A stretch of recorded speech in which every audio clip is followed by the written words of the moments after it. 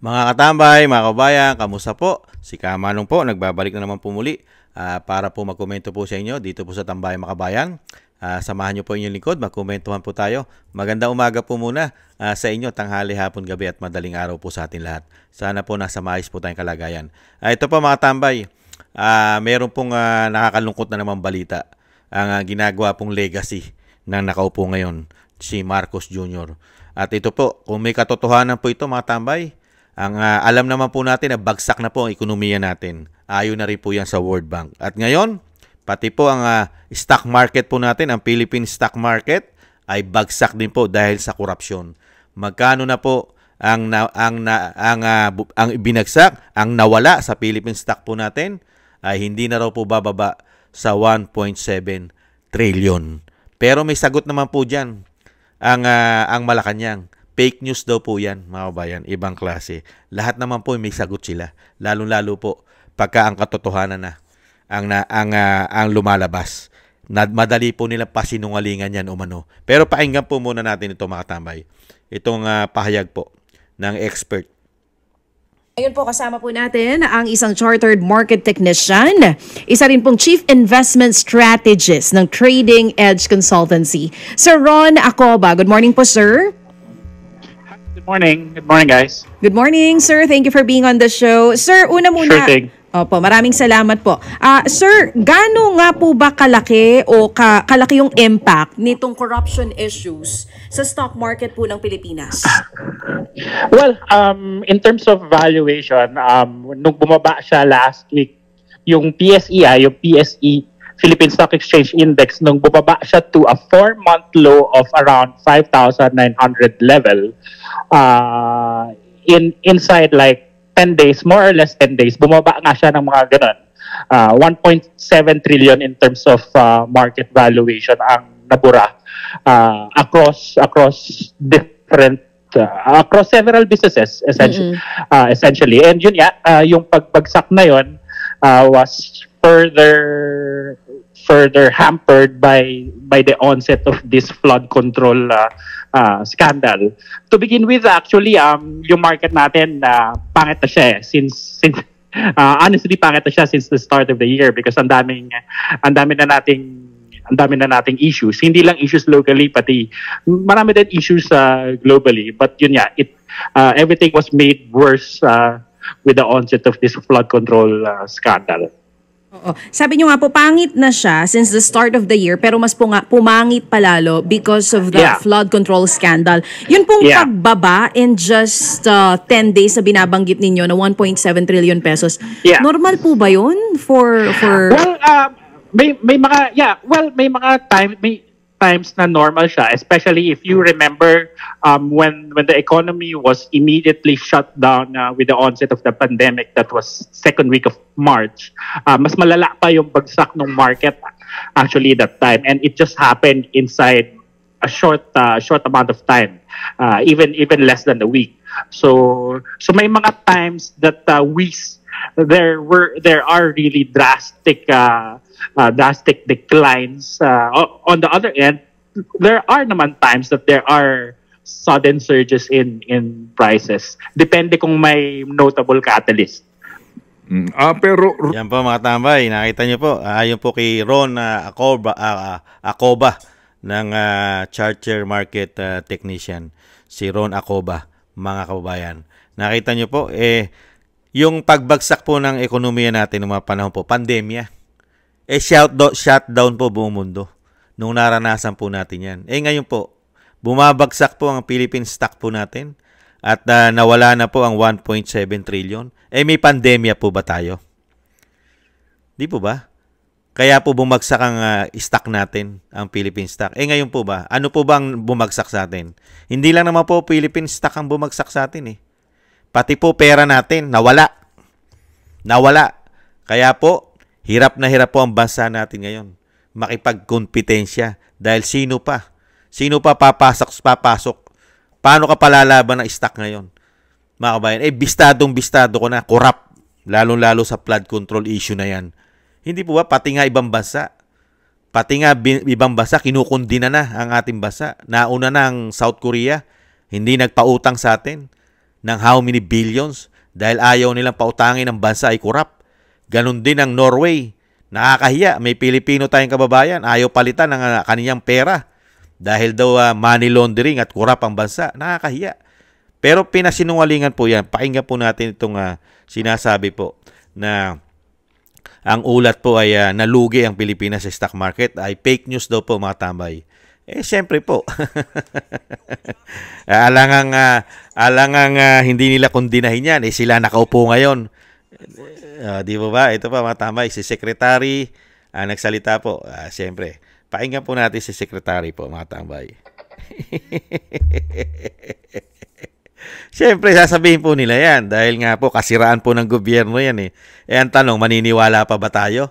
Ano po ba nararanasan ng bansa natin? Maganda ba? Maganda ba ekonomiya? Maganda ba takbo ng bansa? Yung pagtulong nga lang pagtulong sa sakuna, hindi magampan ng tama Kulang na kulang di ba? Unfortunately po, the Securities and Exchange Commission chairman was quoting off a confirmed fake news SOCMED post designed to catch attention and falsely sensationalize. Fake news ang lumabas na ulat na nalugi ng 1.7 trillion pesos na market value ang publicly listed companies sa Philippine Stocks Exchange o PSE. Bunga umano ng kawalan ng tiwala ng investor sa estado ng bansa sa gitna ng issue ng korupsyon sa flood control projects. Ayon kay Special Assistant to the President for Investment and Economic Affairs Secretary Frederick Go, wala itong katotohanan base mismo sa kanyang pakikipag-usap sa Chairman ng Securities and Exchange Commission o SEC na si Francis Lim na itinuturong pinanggalingan umano ng naturang ulat. Nakipag-usap rin ang economic aid ng Pangulo sa PSE at maging sa mga malalaking brokers ng stock market at wala namang naitalang malaking pagbaba sa shares index. For the period mentioned, which is August 11 to 29, the main PSE drop was only 1.6%. As a matter of fact, it was 1.58%. And the all shares index in our Philippine stock market of 282 companies, the drop was only 1.5%. And in terms of the market cap, which is the clickbait number of that fake SOCMED post, the drop po is only 1.4%. Ayon kay Secretary Ghost, ayan mga tambay, nakarinig niyo po si Secretary Go ng Palasyo, mga tambay. Fake news daw po ang kumakalat, mga kabayan. Fake news. Sino po ba ang totoo? At ano po ba estado ng bansa, mga tambay? Ano po ba ang estado ng bansa natin? Sige nga, maunlad po ba? Marami po ba pumapasok na investor sa ating bansa ngayon? Kinahihiya nga ngayon ng bansa natin Di ba? South Korea na nga lang, ayaw tayo pautangin dahil kurap. Sino papasok na investor? Sino mag-i-stock sa Philippine stock natin ngayon? Sino mag-i-invest sa Pilipinas? Sige nga. Kung yung Norway nga, kalat na po yan sa buong mundo. Dahil mayaman bansa ang Norway at galit sa korupsyon ng Norway. Di ba? Tapos ngayon, pasisinungalingan po ng Palasyo ng Malacanang. Hindi ba? Fake news daw po ang kumakalat na nalugi at bagsak at nawala. Ang Philippine stock natin ay 1.7 trillion, mga kabayan. Nakita nyo po, ginagawa pong tangat bobo ang mga Pilipino. Kung maganda po ang ekonomiya natin at talagang yumayabong ang ating ekonomiya, mararamdaman po yan ng taong bayan magmula sa baba hanggang baba. Hirap na hirap nga tayo ngayon dahil sa korupsyon. Di po ba? Yung pagtugon nga lang sa sakuna, tinitipid na nga nila Tinitipid. Ang hindi na lang nila tinitipid ngayon, yung pera na sako-sako, basurang pera na nakalagay sa maleta na dinideliver sa kanila. Hindi po ba? Ganyan po katindi ang pamahalaan natin ngayon. Napakahusay po. Napakahusay mag-divert at sinasabing napakahusay fake news. Fake news. At fake news din po ba yung mga nakaraang balita ng World Bank ng ating bansa ay bagsak ang ekonomiya at tatagal pa ito na matagal dahil mas malaki ang lumalabas kisa sa pumapasok kasi walang pumapasok na investor na malalaki. Hindi po ba? At malaki ang ginagastos ng bansa at umuutang pa ito. Tapos ngayon, Sasabihin nyo fake news? Nasaan ang pag-unlad? Nasaan? Ramdam ba namin ang pag-unlad ng bansa? Sige nga. Ang umuunlad lang po at umaasenso at nagiging bilyonaryo at dandang bilyon at milyonaryo ay mga politiko at mga korap at mga kaalyado na sumusuporta yata sa administrasyon ngayon. Lahat po yata ngayon magmula sa taas hanggang sa baba ay yumayaman. Hindi kaya? Dahil ngayon po, lahat po halos ngayon ay korap umano. Pati mga ahensya ng gobyerno, hindi lang mga politiko ang korap sa ating bansa umano. Hindi po ba? Nakakahiya naman po kay Secretary Go. Nakakahiya naman po sa inyo. Ipagpatuloy nyo po yan.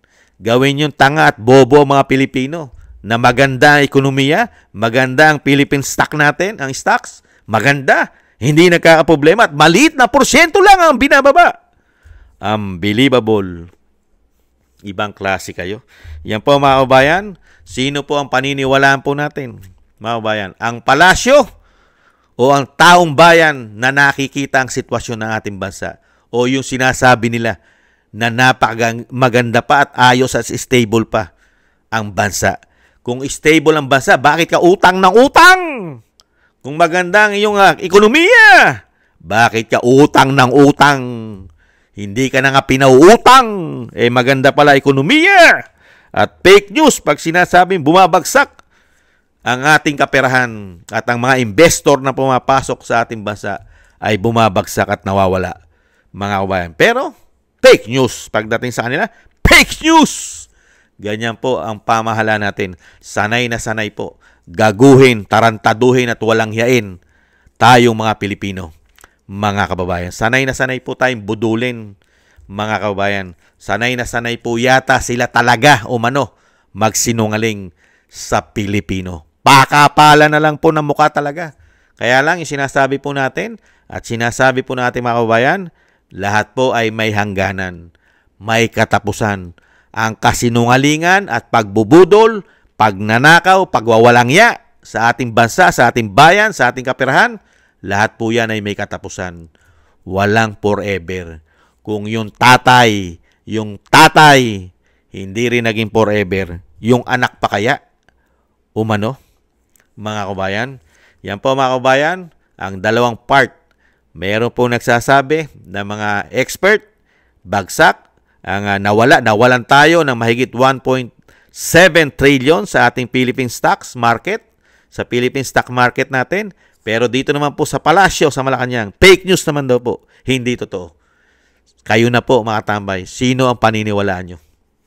Sino ang paniniwalaan nyo mga kabayan? Kung yung napakahusay na Pangulo at Malacanang, lahat ng gabinete, sekretaris at mga kaalyadong politiko na nagsiyaman, naging bilyonaryo ng 3 taon dahil sa issue ng korupsyon. Kaya nga bagsak. Lahat ay naaapektuhan dahil sa korupsyon. Flood control pa lang yan. Maraming salamat po mga tambay sa nagusto po natin tambay makabayan sa YouTube at TikTok. At sa ating mga subscribers, maraming salamat po. At sa mga nagbibigay po ng tulong, thank you rin po. Mabuhay po kayo. At sa mga nagko-comment, like, share, and subscribe, thank you rin po. At yung dasal at panalangin po natin mga kabayan, lagi po natin isama na maingatan po ang pamilya Duterte, ang ating Vice President, ang ating dating Pangulong Duterte na mailayo po sila sa kapahamakan, lalo-lalo po sa mga nagpaplano at nagbabalak sa kanila nito. At madugtungan pa po ang buhay at kalakasan ng dating Pangulo at makalabas po sa lalong mabilis at makabalik po sa ating bansa. At tayo rin po, thank you po sa mga dasal po ninyo mga kabayan. At tayo rin po ay magdasal at nang tayo ay maingatan at ang ating buong sambayanan. Maraming salamat po mga kabayan. Taste lang po. At wala naman pong forever sa kanila mga kababayan. Malapit na po. Taong bayan na po. Hindi na po nagugustuhan ng taong bayan ang mga sinungaling na ito. At sanay na sanay pong budulin tayong mga Pilipino. Ingat-ingat po. Paalam. Bye-bye.